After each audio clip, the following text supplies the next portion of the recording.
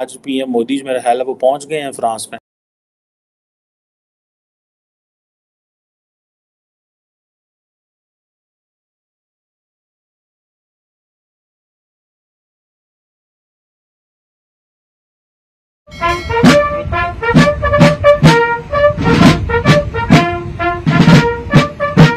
दोस्तों, आप लोगों ने देखा कि किस तरीके से गार्ड ऑफ ऑनर दिया गया नरेंद्र मोदी जी को, रेड कारपेट बिछाया गया और खुद वहां की प्रधानमंत्री जो है नरेंद्र मोदी जी को रिसीव करने के लिए आई थी। फ्रांस ਨੂੰ मज़ा आया ना, फ्रांस ਨੂੰ मज़ा आया चीफ गेस्ट बनाने ਦਾ मोदी साहब ਨੂੰ।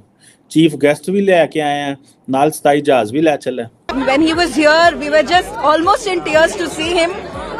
We thank him for everything he has done for our country. It felt like we saw the God. Because India is known nowadays because of Modi. Pakistan Modi से इसलिए घबराते हैं क्योंकि पता है पाकिस्तान को कि जब तक मोदी है पाकिस्तान अपनी जो टेररिस्ट एक्टिविटीज है वो इंडिया में नहीं कर सकता। सीमा गुलाम हैदर, ठीक है, जो 4 बच्चों की एक sob story victim card play कर रही है, और दूसरी जगह ये खालिस्तानी, ठीक है। इन दोनों का ध्यान रखिए, और बीच में कहीं है आईएसआई, और ये गेम पूरा चल रहा है। आज पहुंच गए हैं फ्रांस में। उनको 13 और 14 तारीख को 2 दिन रहना है और बहुत सारे एग्रीमेंट साइन होने हैं फ्रांस में। नेशनल परेड डे में फ्रांस के भारत से, और भारत क्या मैं तो कह रहा हूँ एशिया से जाने वाले वो पहले लीडर बने हैं। और आपने देखा एयरपोर्ट पे किस तरीके से फ्रांस की जो प्रधानमंत्री उनके स्वागत के लिए आई। और अभी हाल फिलहाल में फ्रांस काफ़ी ज़्यादा न्यूज़ में रहा। आपको रीज़न पता है क्या है? रीज़न सिंपल सा है कि फ्रांस में जो शरणार्थियों ने आतंक मचाया था उसकी वजह से, उसके बारे में वीडियो के लास्ट में बात कर। अब मोदी साहब जा रहे हैं वहाँ पे। मोदी साहब को समझ है मेरी जेब में पैसे ने, उन्होंने जाके आप देखें ना फ्रांस है, देखें ना फ्रांस ਨੂੰ मज़ा आया ना, फ्रांस ਨੂੰ मज़ा आया चीफ गेस्ट बनाने ਦਾ मोदी साहब ਨੂੰ। चीफ गेस्ट भी लेके आए हैं, नाल 27 जहाज भी ले चले, नाल जनाब सबमरीना भी ले चले, नाल कुछ और टेक्नोलॉजी भी ले जाएगी। इससे पहले हम आपको पता बात कर चुके हैं। सो अब ये आप देख लें कि इससे पहले अगर आपको याद हो कि जब राफेल लेने जब पहली कंटिजेंट राफेल का इंडिया को मिला था, तो राजनाथ सिंह साहब थे वो फ्रांस के पेरिस से आई थिंक, वहाँ पे जाके उन्होंने सारी वो अपना जो भी किसी चीज़ को वेलकम करने के लिए वो तकरीबात होती हैं वो की, कोई वो नारियल वगैरह तोड़ा जो हमने अक्सर फिल्मों में भी देखा हुआ है। So obviously we have known India more from movies which is a reality. So ये सारा कुछ वो जो है करने वाले हैं।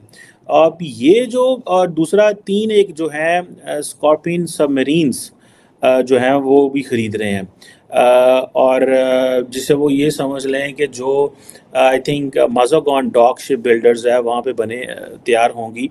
और सुनने में आ रहा है कि ये जो एडिशनल सबमरीन्स हैं ये ज़्यादा इसमें इंडिजिनस कंटेंट होगा, मतलब यहाँ पे वो इंडिया में बनाएंगे। और वो जो बातें चल रही है ना कि जी इंडिया जो है वो इंटरनल मैन्युफैक्चरिंग और इंडिजिनस अपनी जो कैपेबिलिटीज़ हैं वो बिल्ड कर रहा है। अभी आप देख लें कि हमने तो क्या करना है। आज पीएम मोदी जो मेरा ख्याल है वो पहुंच गए हैं फ्रांस में। आज 13 है, कल उनकी 14 है, और कल परेड में होंगे। नाले उन्होंने पैसे देंगे, नाले उन्होंने मुल्क की इज्जत करेंगे। तो फ्रेंच का क्यों नहीं दिल करेगा यार हम इसको ज़रा अलहदा प्रोटोकॉल दें? दिल तो करता है। और गेस्ट ऑफ ऑनर बनाया उन्होंने, ठीक है। मेरे वज़ीर आज़म गए सन फ्रांस, पैसे पूसे ले आए ना। दूसरा फ्रांस ने हमें पैसे दिए, उन्होंने कहा यार TLP 2LP जी है ना ये बड़ी मछली है पाकिस्तान के विच, इन्होंने दो पैसे खामोश करो इन्होंने। तो हमें तो वो इस तरह मैनेज कर रहे हैं यार, एक इम्पॉर्टेंट कंट्री है साउथ एशिया में, ठीक है। पाकिस्तान का और फ्रांस का तो मेरा ख्याल है फॉरेन सेक्रेटरी लेवल का डायलॉग है। यहाँ पे तो भारत का वज़ीर आज़म वहाँ पे चीफ गेस्ट बना हुआ है ना। पाकिस्तान और फ्रांस का फॉरेन सेक्रेटरी लेवल का डायलॉग है। This is what I heard. मैंने सरकारी लोगों से ये बात सुनी, मैंने प्राइवेट लोगों से ये बात नहीं सुनी, और मैंने एक जगह ये लिखा भी था। सो ये चीज़ें जो हैं आप देख लें कि किस तरह चल रही है। पीएम मोदी जो है वो अपने आप को उन्होंने किस तरह वर्ल्ड लेवल के लीडरशिप में बैठ रहे हैं। पिछले महीने वो बैठे हुए थे वाशिंगटन, इस महीने पेरिस, पिछले हफ्ते उन्होंने जो है वो मॉस्को बीजिंग के साथ बात की एंड ऑल दैट। सो ये चीज़ें जो हैं that tells a lot of story. और फिर जो राफेल, इंडियन एयरफोर्स के जो राफेल थे वो बेस्टाइल डे पे जो फ्लाई पास्ट में भी शिरकत कर रहे हैं। सो ये boys, ladies and gentleman, girls boys, ये साढ़े पंजाबी कहते हैं गल वध गई। ये है ना गल वध गई, ये गल वध गई से मुराद ये है कि बात बढ़ गई है, ठीक है। हमारे पंजाबी में बोलते हैं गल वध गई है, ये गल साढ़े हथों निकल गई है, ये वो गल्लां नहीं रहियां ਜਿਹੜੀਆਂ ਗੱਲਾਂ ਪਹਿਲਾਂ ਹੁੰਦੀਆਂ ਸਨ, ਠੀਕ ਹੈ ਨਾ ਜੀ। ਜਿਹੜੀਆਂ ਗੱਲਾਂ ਪਹਿਲਾਂ ਹੁੰਦੀਆਂ ਸਨ ਇਹ ਉਹ ਨਹੀਂ ਰਹੀਆਂ, ਗੱਲਾਂ ਬਦਲ ਗਈਆਂ ਨੇ ਹੁਣ। ਤੇ ਹੁਣ ਤੁਸੀਂ ਹਿਸਾਬ ਲਾ ਲਓ ਕਿ ਸਾਡੀਆਂ ਗੱਲਾਂ ਜਿਹੜੀਆਂ ਨੇ ਉਹ जिसे कहते हैं ना उनकी वो हमें वो जिसे कहते हैं ना मज़ा नहीं आ रहा। हमें वो मज़ा इसलिए नहीं आ रहा कि बिकॉज कि हम आपस में लड़ाइयाँ कर रहे हैं। भारत जिसको हमारे यहाँ पे कहता है अज़ली दुश्मन है, इंज है उंज है, वो भाईजान छक्के छुड़ा रहा है। अब तो वो ज़ाहिर बात हमारे डिफेंस वाले बातें कर रहे होंगे, लेकिन साडा मीडिया खामोश है।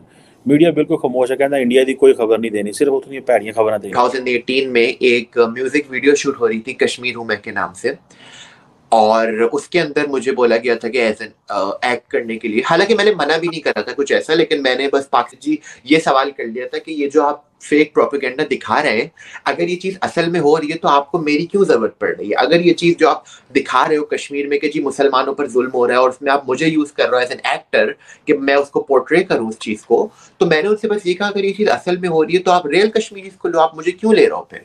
जिसकी वजह से जी उन्होंने मेरे ऊपर जियो एजेंट का इल्जाम लगा दिया, रॉ एजेंट का इल्जाम लगा दिया, उन्होंने कर दिया जी इसके तो ब्लॉन्ड हेयर है तो जियो एजेंट होगा मेरे ऊपर। इस तरह की बातें ना इन्होंने लगाएंगे। फिर जी मैं सितंबर 2019 में जी मैं अमेरिका आ गया। उसके बाद इन्होंने जी मेरे ऊपर अलग अलग तरह की FIR करवा दी कि शयान ने पाकिस्तान के साथ गद्दारी करी है, या शयान ने कोई जो है वो पाकिस्तान की सीक्रेट इंफॉर्मेशन लीक कर दी है, ये गद्दार है, और इस तरह के फजूल मेरे ऊपर 12 से ज्यादा FIR कटवा दी इन्होंने।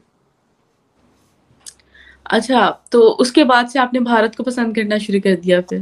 देखिए भारत को पसंद नापसंद की बात नहीं है ये ना, लेकिन देखिए एक कंट्री जहां पर आपके पूर्वज रहे, अब आप उसी से नफरत करो, ये तो कोई देखिए बात ना समझ नहीं आती। आप इंडिया से निकले, आप एक तरह से आप अभी भी इंडिया का ही पार्ट हो, आप उसी से जी नफरत कर रहे हो, तो ये बात बिल्कुल भी समझ नहीं आती। इसके नफरत या सपोर्ट करने की बात नहीं है, एक चीज है जो आपको एक्सेप्ट करनी पड़ेगी कि आप इंडिया। तो दोस्तों ये वीडियो यहाँ पर होता है समाप्त। आपने देखा किस तरीके से इस वीडियो में बात हो रही थी।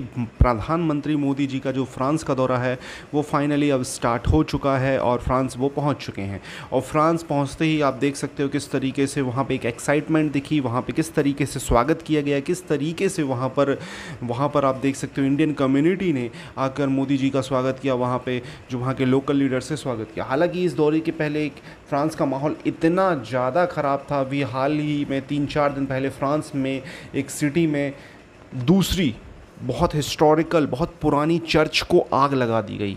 आप समझ सकते हो वहाँ पे 10% मुस्लिम आबादी है और जिस तरीके से चर्च को आग लगाई गई है, मतलब बहुत ही वो ऐसा शर्मनाक सीन था कि आप समझें कि आप कहेंगे कि यार इतनी पुरानी चर्च को आग लगाना। तो फिर मैंने उस पर वीडियो डाला था, मैंने बताया कि यार यहाँ पे भारत में तो हज़ारों साल पुराने इतने हिस्टोरिकल टेम्पल इतनी बुरी तरीके से तोड़े गए हैं, मतलब औरंगजेब जैसे मतलब लोगों के द्वारा जिनको आज यहाँ पर आइडियल मानते हैं। तो आप समझ जाओ कि इन लोगों की आइडियल, इन लोगों की सोच क्या है। कहीं पर भी जाएंगे इसी तरीके की सोच रहेगी।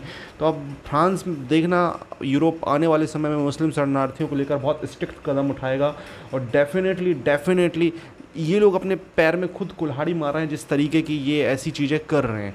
अब आने वाले समय में पता चलेगा कि क्या होता है क्या नहीं होता है। हालांकि मोदी जी के दौरे का इससे कुछ लेना देना नहीं है और जो भी चीज़ें वहाँ पर हो रही हैं इसका मोदी जी से कुछ भी लेना देना नहीं है।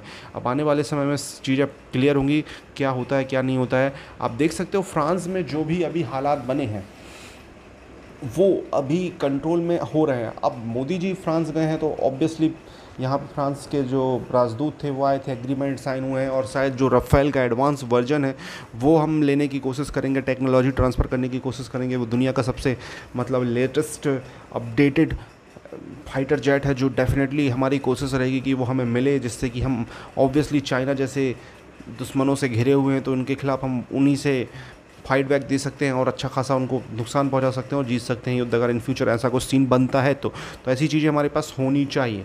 आपको क्या कहना है इस टॉपिक के बारे में?